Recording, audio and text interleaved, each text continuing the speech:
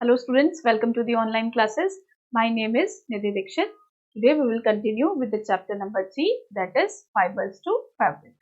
So students, in the previous class we have studied about a variety of the fibers which we get from plant sources as well as the animal sources. We have studied about the cotton plant which gives the cotton, and we have obtained the cotton fiber from the cotton plant, and the processes which were involved in obtaining the fiber or the fabric from the fiber we have studied in the previous class. In today's class we will study about how you will get a processed wool from the sheep. आपको sheep से जो wool obtain होती है वो किस तरह से आप करते हैं, उसकी प्रोसेसिंग किस तरह से होती है और उससे हमें फाइबर किस तरह से मिलता है, हम उसको इस तरह से पढ़ेंगे. तो basically in processing the fibres into wool we have 6 steps. In 6 steps this processing is carried out. In the step 1, once the reared sheep have developed a thick course of hair or a thick coat of hair, हमने देखा था हमने sheep की क्या की थी, rearing की थी, शीप का पालन पोषण किया था. Shepherds used to rear the sheep, and after rearing the sheep the thick fleece is obtained from the skin of the sheep. हम उनकी रेयरिंग जब कर देते हैं तो हमें उनकी स्किन से, यानी कि शीप जो होती है उनके स्किन से हमें क्या मिलता है, थिक फ्लीस मिलता है. उस थिक फ्लीस को हमें पहले तो शीप से सेपरेट करना पड़ेगा. दिस प्रोसेस ऑफ सेपरेटिंग और this process of removing the upper most layer of the skin of the sheep is known as shearing. इसको हम क्या बोलते हैं, शेयरिंग बोलते हैं. शेयरिंग में क्या करते हैं, जो शीप होती है उसकी जो स्किन होती है जिसके ऊपर थिक फर प्रेजेंट होता है या थिक कोट ऑफ हेयर होता है, उसको हम क्या करते हैं, अलग करते हैं. This thick coat of hair is known as fleece. इसको हम क्या बोलते हैं, फ्लीस बोलते हैं. इस फ्लीस को हम क्या करते हैं, रिमूव करते हैं, उसको शेव ऑफ करते हैं. इस शेविंग ऑफ प्रोसेस को हम क्या बोलते हैं, शेयरिंग. तो शेयरिंग जो होती है ना शीप की, it is mainly done in the early summers. Summer से पहले यानी कि गर्मियों से पहले, जैसे कल मैंने आपको बताया था, गर्मियों से पहले हम इनकी शेयरिंग कर लेते हैं क्योंकि वो थिक कोट जो होता है उसके हेयर का वो उसको और गर्मी देगा. तो इसलिए उसके लिए ये डिजायरेबल है, उसको हम हार्म नहीं कर रहे हैं, उसके स्किन को या उसके हेयर को उतार कर हम उसे हार्म नहीं कर रहे, बल्कि उसका हम लोग बेनिफिट ही कर रहे हैं. क्योंकि समर्स में जब तेज धूप या तेज गर्मी पड़ेगी तब उसको और भी ज्यादा गर्मी लगती है, इसलिए हम क्या कर देते हैं, उसकी शेयरिंग कर देते हैं, उसके बालों को शेव ऑफ कर देते हैं. So that which enables the sheep to survive without the protective coat of the hair. तो जिससे अब जो प्रोटेक्टिव कोट जो था, जो कि उसको सर्दियों में बचाने के काम में आ रहा था, अब गर्मियों में तो किसी काम का नहीं है, तो उसको क्या कर देना चाहिए, उसकी शेयरिंग कर देनी चाहिए. तो thin upper most layer of skin जो होती है that is shaved of is dead. अब स्किन जो होती है ना, अब हम देखते हैं कि अब कई लोग ये सोचते होंगे कि हम जब शीप के बालों की शेयरिंग करते हैं तो उससे हम शीप को हार्म कर रहे होते हैं. नहीं, ऐसा नहीं होता. जब हम शीप की शेविंग कर रहे होते हैं तो जो शीप की जो अपर मोस्ट स्किन होती है, जो लेयर होती है, वो एक्चुअल में डेड होती है. अगर हम उसको शेव ऑफ करेंगे तो उससे शीप को कोई नुकसान नहीं होता, कोई हार्म नहीं होता, शीप को भी कोई परेशानी उससे नहीं होती है. तो the hair of sheep grow again and again. हमें पता है कि जो बाल हैं उसके ऊपर वो फिर से ग्रो कर जाएंगे जब तक विंटर्स आती हैं, तब तक उसके ऊपर फिर से थिक फ्लीस ऑफ जो हेयर है वो फिर से ग्रो कर जाता है, which protects it from the scorching. जो कोल्ड होता है उससे उसको बचाने का काम करता है. तो इस तरह से जब भी गर्मियां आती हैं उसके बालों को हम हटा देते हैं, सर्दियों तक वो फिर से ग्रो कर जाते हैं. तो इस तरह से शेफर्ड को भी फायदा होता है और शीप को तो इससे बेनिफिट होता ही है. देन स्टेप सेकंड आता है, हमने अब शीप के बालों की शेव ऑफ कर दिया, उसके बालों को हमने उतार लिया है. नाउ दैट शेयर्ड स्किन, जो शेयर्ड स्किन होता है जिसके ऊपर थिक फ्लीस होता है, which is full of dust and dirt, उसके ऊपर इतनी ज्यादा गंदगी होती है, so we have to remove it before sending it to the processing factory.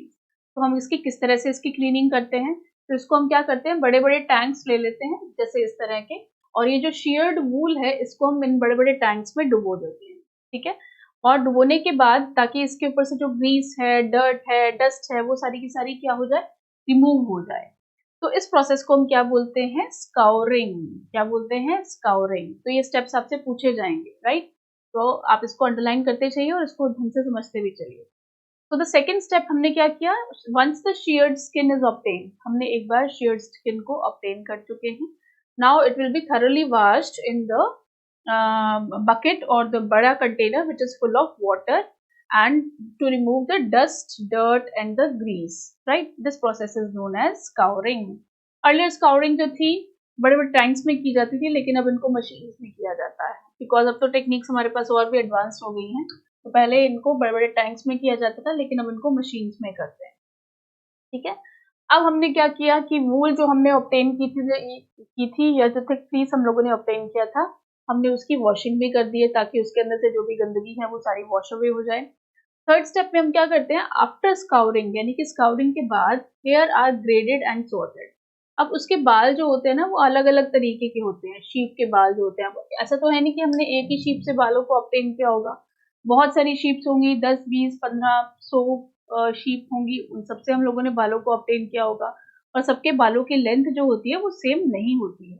किसी के बालों की लेंथ छोटी होती है, किसी की बड़ी होती है. तो हम क्या करते हैं, हमने प्रोसेसिंग जो कर रहे होते हैं जो लोग, वो उन शीप के हेयर को ग्रेड करते हैं, उनको सॉर्ट करते हैं. यानी कि जो अच्छे क्वालिटी की जो फाइबर होता है, जो वूल होते हैं जिनकी लेंथ ज्यादा बड़ी होती है, उनको सेपरेट कर लिया जाता है. और जिनकी बालों की लेंथ छोटी होती है उस वूल को हम क्या कर लेते हैं, सेपरेट कर लेते हैं. तो उनकी लेंथ के अकॉर्डिंग और उनके टेक्सचर के अकॉर्डिंग हम उनको सेपरेट करते चले जाते हैं. तो हमने क्या किया, अब इनकी ग्रेडिंग और सॉर्टिंग की. तो थर्ड स्टेप क्या हुआ आपका, ग्रेडिंग एंड सॉर्टिंग. ठीक है. फोर्थ स्टेप में हम क्या करते हैं, the small soft fluffy fibres, जो कि छोटे साइज के फ्लफी फाइबर्स होते हैं, उनको हम क्या करते हैं, उनको हम लोग जिसको बर्ड्स बोलते हैं या फज बोलते हैं, क्या बोलते हैं, फज या बर्ड्स बोला जाता है उनको, are separated from the hair. जो छोटे साइज के हेयर होते हैं उनको हम क्या कर लेते हैं, अलग कर लेते हैं. The remaining fibres are again scoured and dried. अब जो रिमेनिंग फाइबर हमारे पास रह गए उसकी फिर से स्काउरिंग यानी कि फिर से उसके ऊपर से डस्ट और डर्ट को साफ किया जाता है और उनको सुखाया जाता है.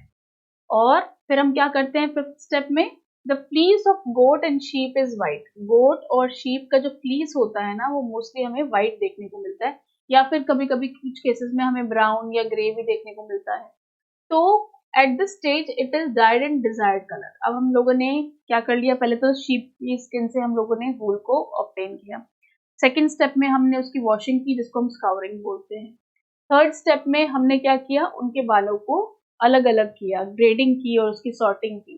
ग्रेडिंग मतलब उसके साइज के बेसिस पर और उसके टेक्सचर यानी कि हाथ लगाने पर उसका टेक्सचर क्या है उसके बेसिस पर हमने उसको अलग अलग कैटेगरीज में डिवाइड किया. अब जो छोटे वाले बाल होते हैं उनको हम फज या बर बोलते हैं, उनको हम अलग कर देते हैं. और जो बड़े वाले बाल होते हैं क्योंकि वो अच्छे क्वालिटी के होते हैं और लेंथ भी अच्छी होती है, उनको हम क्या करते हैं, उनको फिर से उनकी वॉशिंग करते हैं और उनको फिर से ड्राई करते हैं. अब हमारे पास जो वूल मिली है या जो थ्रेड्स मिलकर आए हैं हमें, उनकी हम क्या करते हैं, कलरिंग करते हैं. और कलरिंग करने के बाद फिर से उन्हें सुखाया जाता है. देन ये जो डाइड फाइबर्स होते हैं जो कि अब डाई कर लिया गया है जिनके ऊपर, अब क्या करते हैं, they are then passed through the metal teeth और स्ट्रेटन देम. फिर उनको मेटल के टीथ से पास किया जाता है. मेटल के टीथ जैसे कि ये वाले, ठीक है, इनसे इनको पास किया जाता है ताकि ये क्या हो जाए, सीधे सीधे हो जाए, स्ट्रेट हो जाए. ठीक है, ताकि उनको बुनाई में फिर ये क्या हो जाए, आसानी हो जाए. This process is called as carding. इसको हम क्या बोलते हैं, कार्डिंग. यानी कि the process by which the fibre is straighten up, जिससे हम फाइबर को स्ट्रेट कर देते हैं, उस प्रोसेस को हम क्या बोलते हैं, कार्डिंग बोलते हैं. They are then further combed. अब कार्डिंग करने के बाद यानी कि उनको सीधा सीधा करने के बाद हम इनकी क्या करते हैं, कॉम्बिंग करते हैं. यानी कि किसी एक बड़े से डंडे पर इनको क्या करते हैं, इस तरह से बांध दिया जाता है, इनको रोटेट कर दिया जाता है. और they are then rolled into yarn. और फिर क्या कर देते हैं हम इसको यार्न में, जैसे कि ये वाला अभी दिखाया था मैंने आपको, इस तरह से इसको यार्न में कन्वर्ट कर दिया जाता है. पहले बालों को ऑब्टेन किया, वॉशिंग की, देन बड़े बड़े मशीन से इसको पास किया और फिर इसको यार्न में कन्वर्ट कर दिया. यार्न में कन्वर्ट करने के बाद अब जो धागे हमारे पास निकल कर आते हैं, तो जो धागे हमें मिलते हैं वो मिलते हैं स्पिनिंग से. हमने कॉटन में भी देखा था, कॉटन में कैसे स्पिनिंग करते थे कि एक हाथ में कॉटन को पकड़ते थे और दूसरे हाथ से उसको ट्विस्ट करते रहते थे. तो ये तो मैनुअली किया जाता था, लेकिन अब आजकल बड़ी बड़ी मशीन भी हैं। सिमिलरली वूल को भी स्पिन, जो थ्रेड्स होते हैं वूल के उसको भी स्पिन करने के लिए बड़ी बड़ी मशीन्स होती हैं, उनको हम बोलते हैं स्पिनिंग मशीन्स। तो उन स्पिनिंग मशीन्स की हेल्प से दो, तीन या चार धागों को आपस में इस तरह से उनको ट्विस्ट किया जाता है, उनको स्पिन किया जाता है। ठीक है, तो जो लॉन्गर फाइबर्स होते हैं वूल के, they are use to make sweaters. क्या करते हैं, उनको हम स्वेटर बनाने के काम में ले लेते हैं, ये लंबे लंबे धागे होते हैं। दूसरे जो शॉर्टर फाइबर्स होते हैं, they are use to spin and weave woollen clothes. और जो छोटे जो धागे होते हैं उनको हम लोग स्पिनिंग या वीविंग के काम में ले लेते हैं, वूलन क्लोथ। ठीक है, तो इस तरह से 6 स्टेप्स के अंदर अंदर हम लोग वूल से फाइबर या फाइबर से हम लोग फैब्रिक बनाने का काम करते हैं। ठीक है,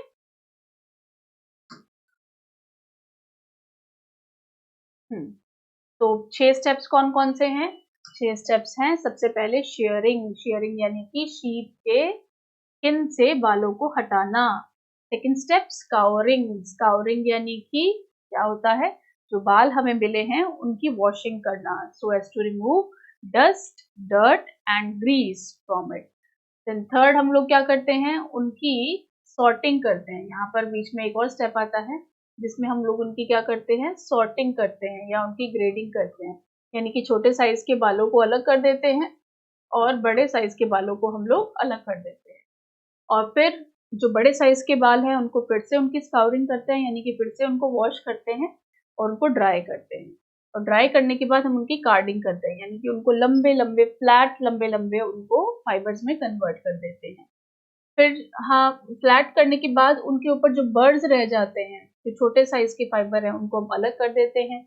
उसके बाद हम इसकी डाइंग करते हैं। क्या करते हैं, डाइंग, यानी कि उसकी डाइंग की जाएगी, डाई किया जाएगा, उसको कलर किया जाएगा अलग अलग कलर्स में। और फिर उसकी रोलिंग कर दी जाती है, जिसको हम क्या बोल देते हैं, यार्न में कन्वर्ट करना बोल देते हैं। ठीक है, क्या कर देते हैं, उसको यार्न में कन्वर्ट कर देते हैं। तो इस तरह से ये सारे स्टेप्स की हेल्प से हम लोग क्या करते हैं, जो शीप है उससे हम लोग वूल को ऑब्टेन करके उसको फैब्रिक में चेंज कर देते हैं। तो जो बड़े साइज के फाइबर्स होते हैं उनकी स्पिनिंग करके हम लोग स्वेटर बना लेते हैं, और जो छोटे साइज के फाइबर्स होते हैं उनकी स्पिनिंग करके या वीविंग करके हम लोग जो दूसरे वूलन क्लोथ्स हैं उनको बनाते हैं। ठीक है, देन आते हैं ऑक्यूपेशनल हैजार्ड। अब क्या है, ऑक्यूपेशनल हैजार्ड वो हैजार्ड होते हैं क्योंकि हमारे ऑक्यूपेशन का मतलब क्या होता है, आपका पेशा या आपका व्यवसाय। ठीक है, व्यवसायिक, व्यावसायिक। ठीक है, व्यवसाय से या आपके ऑक्यूपेशन से, आपके पेशे से जो आपको हैजार्ड्स हो सकते हैं उसके बारे में, या आपको जो परेशानियां हो सकती हैं उसके बारे में हम इस टॉपिक में पढ़ेंगे। फॉर एग्जाम्पल वूल इंडस्ट्री है, हमें पता है कि जो वूल की इंडस्ट्री है, ऊन की जो इंडस्ट्री होती है वो बहुत सारे लोगों को जो है हेल्प करती है, so that they can run their homes, वो अपना घर चला सकें, इतना उनको पैसा देती है। बट कभी कभार क्या होता है, सॉर्टर्स की जो ड्यूटी होती है, सॉर्टर्स कौन होते हैं, जो वूल को अलग अलग कैटेगरी में डिवाइड करते हैं कि ये वूल जो है ये बड़े साइज की है या वूल जो है छोटे साइज की है। उनको कैटेगरी में डिवाइड करने का काम कौन करता है, सॉर्टर्स आदमी होते हैं जो कि वूल को सेपरेट करते हैं।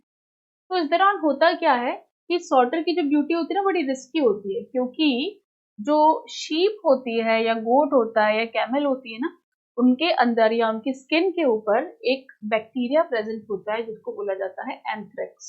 क्या बोला जाता है उस बैक्टीरिया को, एंथ्रेक्स, जो कि एक डेडली डिजीज कॉज करती है। उनके लंग्स में जब वो सॉर्टिंग करते हैं ना, तो बहुत ज्यादा उनके अंदर से बैक्टीरिया निकलते हैं जिनको हम बोलते हैं एंथ्रेक्स बैक्टीरिया होते हैं, जो कि एंथ्रेक्स डिजीज कॉज करते हैं और जो जिससे उनके की डेथ भी हो सकती है।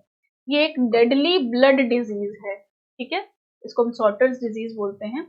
और बहुत सारे वर्कर्स जो होते हैं फैक्ट्रीज में जो कि काम कर रहे होते हैं वूल इंडस्ट्री में, उनको भी ये हैजार्ड या उनको भी ये डिजीज हो सकता है। ठीक है, तो उससे उनकी डेथ भी हो सकती है, तो इसलिए उनको इस चीज का ध्यान रखना चाहिए।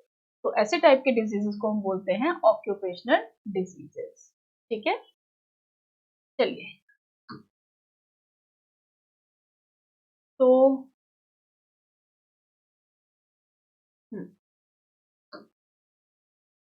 अब हम आते हैं एक्टिविटी 4 पर।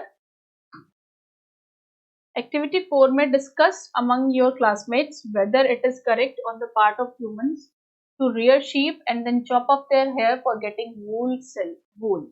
अब अपने फ्रेंड्स के साथ आप इस एक्टिविटी को डिस्कस करें कि आपने क्या किया है कि आप शीप को पालते हैं, ठीक है, शीप को पालते हैं और हर साल जो है उसके शीप के जो बाल हैं उनको रिमूव कर देते हैं, यानी कि हटा देते हैं गर्मियाँ आने से पहले। तो ये क्या चीज़ आप सही कर रहे हैं या गलत कर रहे हैं? तो ये चीज़ बिल्कुल सही कर रहे हैं, क्योंकि शीप की जो ऊपर वाली स्किन होती है वो डेड होती है, जिसके ऊपर की बाल ग्रो करते हैं, वो क्या होती है, डेड होती है। अगर हम उसके शीप के बालों को रिमूव करेंगे तो उसको उससे कोई हर्ट नहीं होगा, उसको उससे कोई परेशानी नहीं होगी। और क्योंकि समर्स में उसको थिक फ्लीस की ज़रूरत नहीं है, क्योंकि समर्स में वैसे ही गर्मी तेज़ होती है, तो वो थिक फ्लीस जो होता है वो किसी काम का नहीं होता समर्स में। तो उस टाइम पर हमें समर्स आने से पहले इसे रिमूव कर देना चाहिए, क्योंकि विंटर्स आने तक धीरे धीरे उसकी स्किन पर फिर से बाल आ जाएंगे, और जो कि उसको ठंड से बचाने का काम करती है, ठीक है। तो शीप को इससे कोई परेशानी नहीं होती है। नेक्स्ट टॉपिक आता है हमारा सिल्क। सिल्क जो है हमें कहाँ से मिलता है? सिल्क हमें मिलता है सिल्क वॉर्म से, यानी कि रेशम के कीड़े से, ठीक है। और इसको हम कहाँ पर ग्रो करते हैं? रेशम के कीड़े को जो साइंटिफिक नेम होता है उसको हम बोलते हैं बॉम्बिक्स मोरी। क्या बोलते हैं? बॉम्बिक्स मोरी, ये उसका नाम है, बॉम्बिक्स मोरी।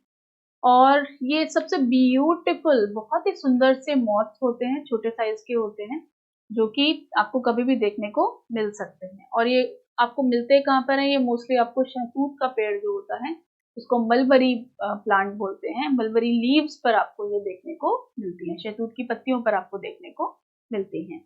अब रेशम के कीड़े जब हम पालते हैं, the rearing of silk worms to obtain silk fibre, यानी कि सिल्क फाइबर को जब हम लोग सिल्क वर्म से ऑब्टेन करते हैं, इस प्रोसेस को हम क्या बोलते हैं? सीरीकल्चर। क्या बोलते हैं? सीरीकल्चर।